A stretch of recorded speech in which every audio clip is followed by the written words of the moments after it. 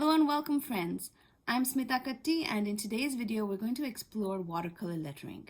I'll be using a paintbrush and some watercolor cakes to create a rainbow quote to display in my room. I love watercolor lettering because it's so unexpected and fun. All the colors merge by themselves and always create these nice dramatic results. It's very easy, it's not as difficult as it sounds, and let's get started. So I'll be using watercolor cakes today. These are by Untitled. I love the colors. It's a well-used palette. I have some watercolor paper. This is Canson watercolor 140-pound paper. This is a larger size. It's 11 by 15 inches. And I also have a round paintbrush. This is a Princeton number 6 round. I like how long the bristles are. So I'm going to try starting with this and then I'll change if I have to in between. So today I'll be lettering the words, "Do all things with kindness." And this is my inspiration piece. I've lettered this a long time ago. I want to kind of keep the same colors, but I'm not really looking to do the typography like that. So we'll just wing it as we go. So first off, I'm going to take some water and just drop droplets onto the colors that I think I'm going to use today. This just makes it easier to pick up the paint onto your paintbrush. So these are the Untitled watercolors. They're really vibrant colors. They're true pigmented colors. There's no chalky feel to it. And I've used these for years now.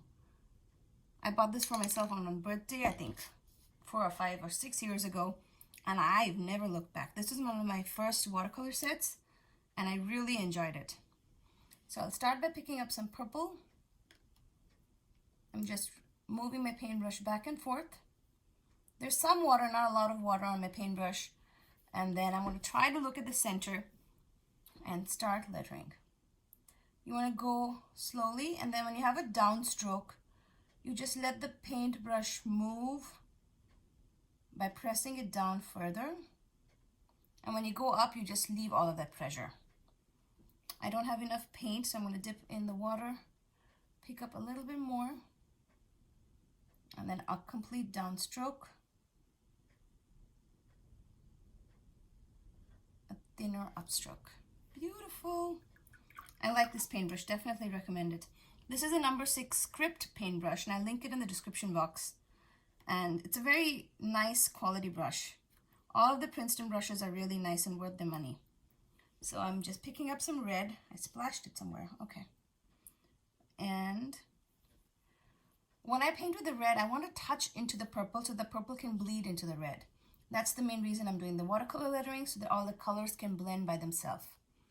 So again, I keep my wrist on my paper.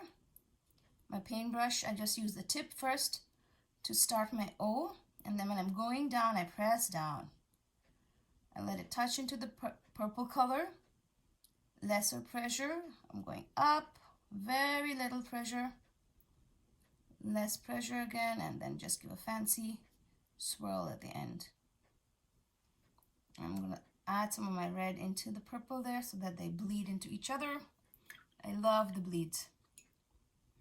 Now I'm going to go and get some reddish. I might get some orange as well. And let's do the next word, which is all. I'll go a little higher. And I'm going much faster now because I figured out how the paint moves with the paintbrush. And let's go with the yellow now. You need quite a bit of water on your paintbrush because otherwise the paint won't move on the paper. Your brush will start dragging. But don't add too much water that it just bleeds. Let's go with the L. Press down and see how the way the color meets here. I'll just encourage it a little bit more. And I have paint left over, so I'll just go back and press it in there. Nice. Okay, next let's go into a pinkish color, or no, red, orange, yellow, and we go into a green, or let's go into the ochre. So I'm not really worried about this coat being centered. I will just balance it on this side, and worst comes to worst, I will just trim my finished piece to fit into the frame. That's my plan for today. I think I picked the same color twice now. I can't talk and paint all that well, guys. I'm doing my best here. So let's just go in and add some of the orange color then. So I'm just picking the orange. Orange is one of my well-loved colors. You can see the palette is completely down there. And I'm just gonna drop colors, like dots of it here. I didn't pick up enough color. Let's do that again. Nice. And I'm gonna drop in color, especially on this downstroke here.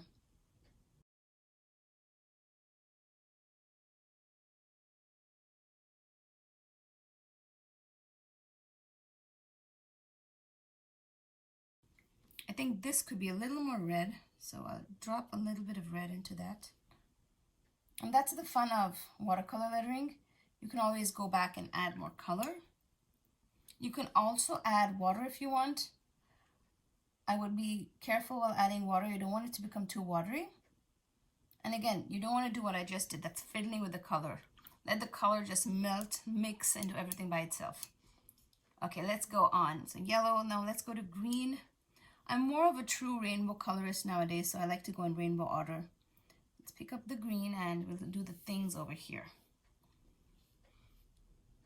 Making sure not to touch the top row. Press down, then lower your pressure. Keep your hand steady. I'm not going to add the cross line yet. Let's go further and then we'll come back to it. I think I'm going to start with the same green. I have a lot of paint here still.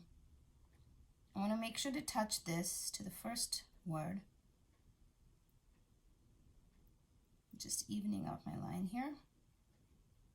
Okay. And let's pick up a darker green now.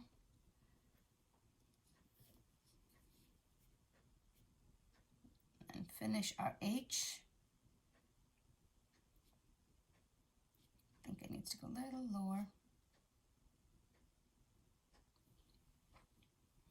And a little bit of a darker color too. And I'll add the cross bar. I don't know what it's called. I'm crossing my T.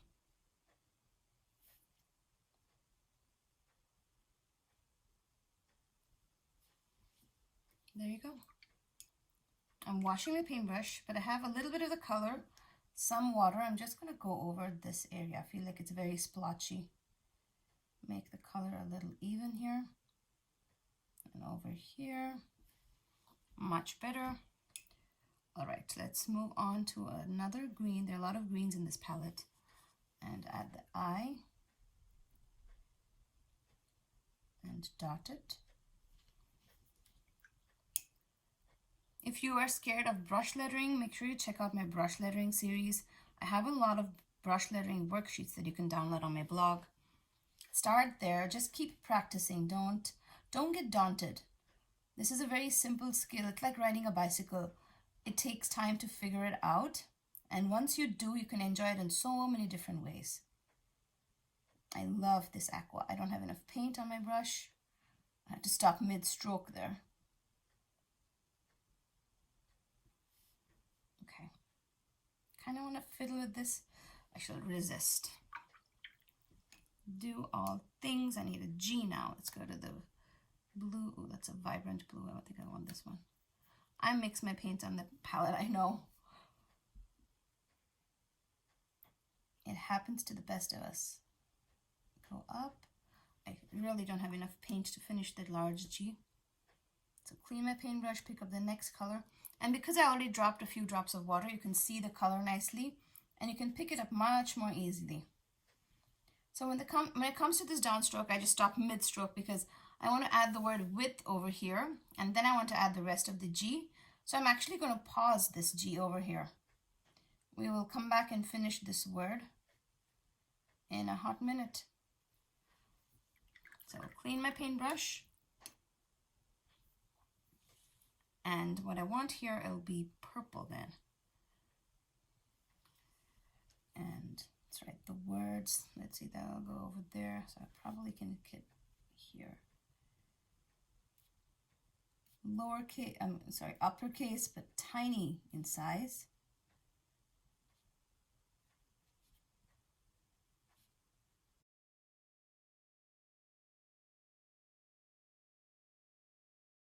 So They're all purple. I will come back and fix that. I'll add some more color to it, but let's finish the G before it dries. So now I know I have this much space for my descender. And this is the descender of the G. Let's continue the pressure at once and give a nice swooshy effect. Okay. Let's add a darker blue for our S. I'm not even going to join it. I like the way the G sits there, so I'll let it sit by itself. S is actually one of my favorite letters, but I didn't have enough paint on my paintbrush or water. Okay, let's see if we can fix it. I need some more space. Go over it. So S has a couple of turns. The downstroke. And let's turn that up. There you go, much better.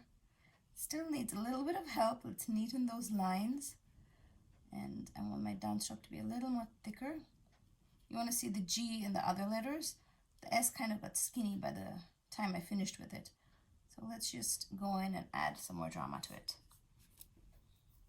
That looks good. And I want to add the blue even into the purple here. That blue is too dark, so let's pick up this lighter blue and just drop it in. The watercolor will not go wherever we haven't painted. It will stay within those lines that we've already painted, and that is actually very awesome because that way we can easily drop in more color. I'm dropping in purple here because I think the purple kind of lightened. Neatening my line. You can keep adding color, but you will end up with messy browns or too many blended colors, so let's stop here. All right, so we need to add the word kindness, and I think I will go back to the purple and start there. Oh, we already have the purple, but yes, let's start the K with the purple. I don't really like brush lettering the letter K, and I know by saying it out loud I just jinxed myself. Oh dear. Okay, let's go. Kindness, so that's a K. I clearly don't have enough paint here, you can see that. But let's move further and fix it with the tip because I have paint on the tip. You need to have paint on the entire width of the paintbrush, and the paintbrush has to have color and water on the entire width because you're pressing down.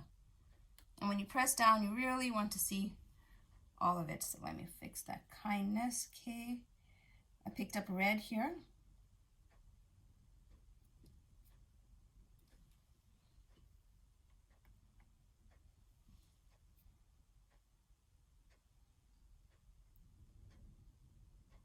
Oh, that's not bad at all. Okay, let's go into the reddish orange.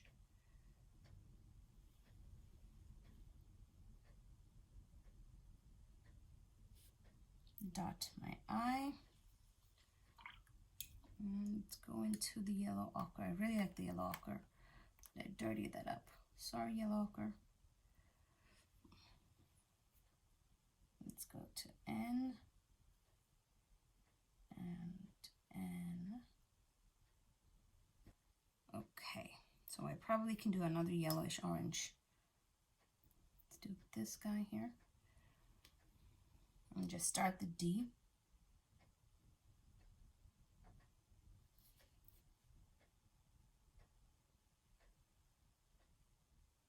I love this yellow, but I haven't used it above, so I'm going to kind of camouflage it by dropping in the ochre color that I used a lot there.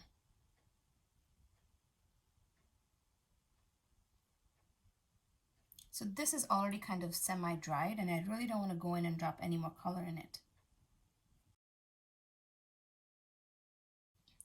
And let's just blend that guy here. And I'm going to join these two because I can see there's color there that can blend. And blend. Fix that. I really don't want to carry my orange on top into the yellow, so I'll leave that there. It's very difficult to stop at the right time, but it's very important. The less you fiddle with watercolor lettering, the more natural and dramatic it'll dry.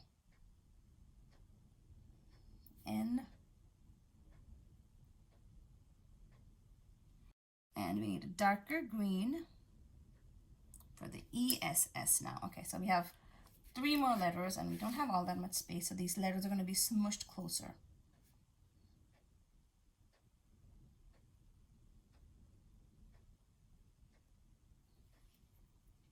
Two S's will be 2 blues.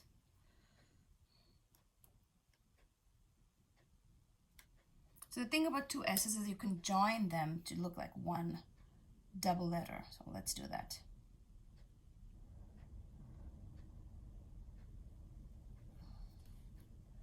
Oh dear, my S's are not rolling today, but it looked okay.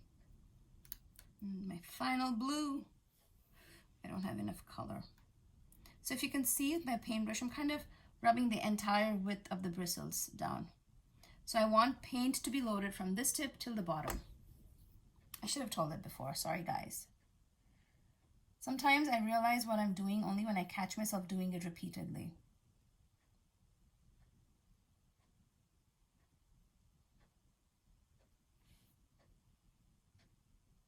Okay, let's blend those colors back.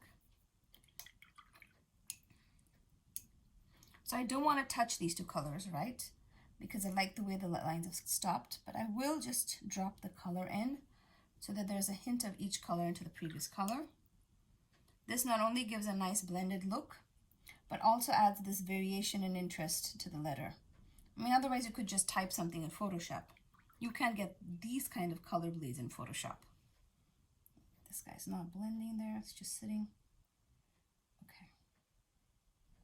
Come on, orange, go meet the yellow. There you go.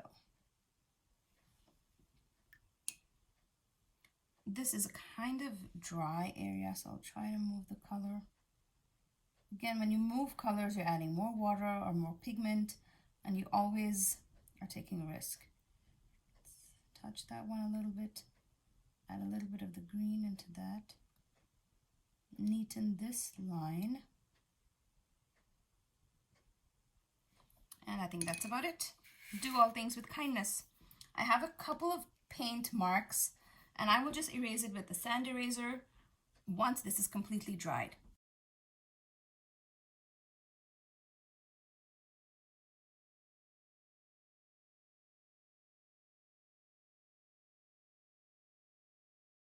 So there you have it, friends. I hope you enjoyed today's tutorial. Let me know in the comments below if you like this longer video format. I'll try to share more of these kinds in the future. I'll also link all of the supplies that I've used in today's video in the description box below, but also check out my blog posts for more inspiration, more ideas, and an in-depth look at the tutorial. I hope you have a wonderful week, and I will see you again soon with another video. Till then, happy crafting!